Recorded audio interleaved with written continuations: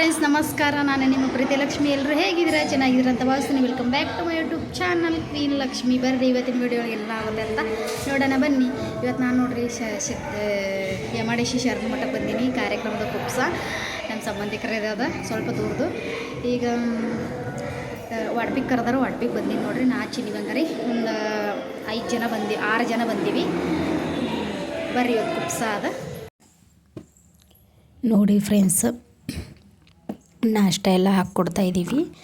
ಇಬ್ಬರು ನಾಷ್ಟ ಹಾಕ್ಕೊಡ್ತಾಯಿದ್ರು ಈ ಕಡೆ. ನಾನು ಲಿಂಬೆಹಣ್ಣು ಇಡ್ತಿದ್ದೆ ಪ್ಲೇಟಲ್ಲಿ. ಆಮೇಲೆ ನಾಷ್ಟ ಅಂತ ಉಪ್ಪಿಟ್ಟು ಮಾಡಿದ್ರು, ಚೆನ್ನಾಗಿತ್ತು. ಚಿನ್ನಿವಂಗರಿ ಭಾಳ ಆಳ್ತಾಯಿದ್ಲು, ಬೇರೆಯವ್ರು ಎತ್ಕೊಂಡಿದ್ರು. ಹಾಗಾಗಿ ಅಲ್ಲೇ ಕಡೆ ಎಲ್ಲ ಕಾರ್ಯಕ್ರಮ ನಡೀತಾಯಿತ್ತು. ಟೇಬಲೆಲ್ಲ ಇಟ್ಟಿದ್ವಿ. ಇನ್ನೂ ಊಟಕ್ಕೆ ಟೈಮ್ ಆಗಿರಲಿಲ್ಲ.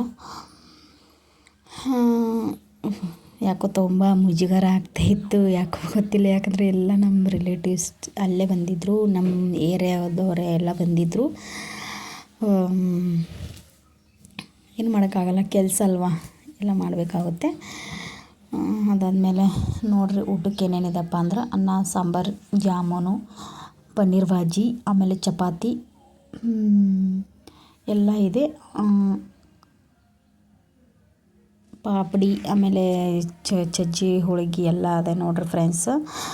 ಅದಾದಮೇಲೆ ನಾವು ಊಟ ಮಾಡಾದ್ಮೇಲೆ ಕೂತ್ಕೊಂಡಿದ್ವಿ ನೋಡಿ. ಊಟ ಮಾಡೋದು ಕ್ಲಿಪ್ಪಿಂಗ್ ತೊಗೊಳೋ ಗ್ಯಾಪ್ನ ಇಲ್ಲ. 11 ಗಂಟೆಗೆ ಅವ್ರ ಪಪ್ಪ ಬಂದರು. ಚಿನ್ನಿವಂಗರಿಗೆ ತೊಗೊಂಡೋದ್ರು. ತುಂಬ ಕಾಟ ಕೊಡ್ತಾಯಿದ್ಲು, ಹಾಗೆ ಅಳ್ತಾಯಿದ್ಲು. ಅವ್ರ ಪಪ್ಪಂದು ರಜೆ ಇತ್ತು, ಹಾಗಾಗಿ ಅವರು 11 ಗಂಟೆ ಟೈಮ್ ನೋಡಿರಲಿಲ್ಲ. ಕಾರ್ಯಕ್ರಮ ಎಲ್ಲ ಮುಗಿದಿತ್ತು, ನಮ್ಮದು ಕೂಡ ಎಲ್ಲರದು ಊಟ ಆಯಿತು. ಇನ್ನೂ ಸ್ವಲ್ಪ ಜನ ಬರೋರು ಇದ್ದರು, ಹಂಗಾಗಿ ಒಂದು ಸ್ವಲ್ಪ ನಿಂತ್ಕೊಂಡಿದ್ವಿ ಅಷ್ಟೇ ನೋಡಿರಿ ಫ್ರೆಂಡ್ಸ್.